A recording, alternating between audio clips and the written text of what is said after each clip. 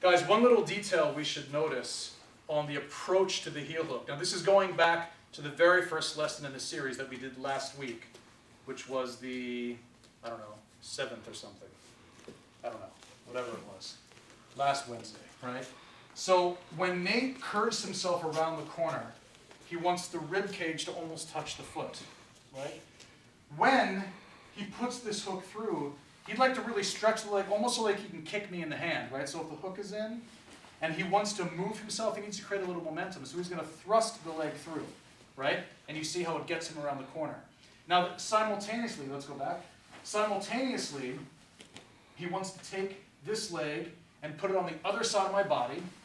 And then at the same, exactly, you see where it gets him? And at the same time, he wants to now be prepared to square the hips back up. Because when he stretches this leg and then passes this one over, you see where the hips go, right? So he's got to now square the hips by scooping them back under. Yes, and that is the torque.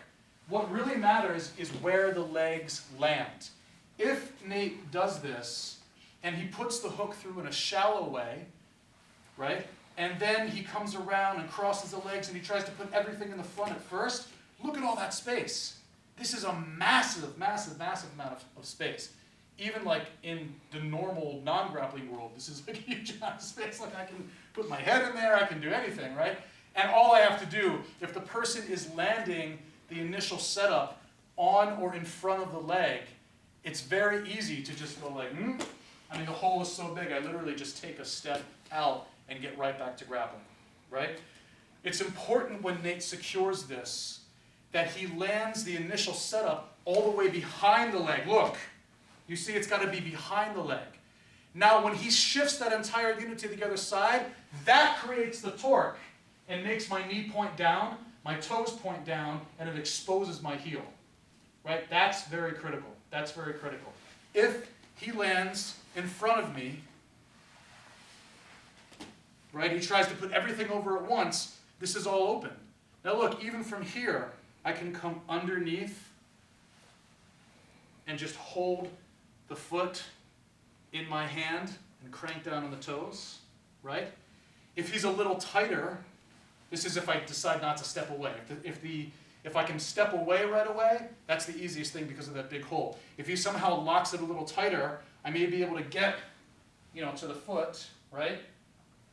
If I can't get to the foot, maybe he's got a strong foot and he can flex it back, I can just take a big step around. Watch. I'm going to hold here and take a big step around and sit down. And when I sit down, I come around the corner. Look, I can find the Kimura right here. You see? And he can't finish anything. I just get around the corner and I find the Kimura. And there's no defense because the legs are so entangled. Right? So here I hold the wrist, keep it tight, and then just move the hand a little bit.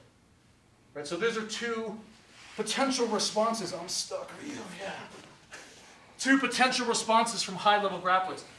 I'm not interested in teaching those right now. I just want to show you what may happen against someone who's more experienced or skilled if you don't place the entire unit behind the leg first.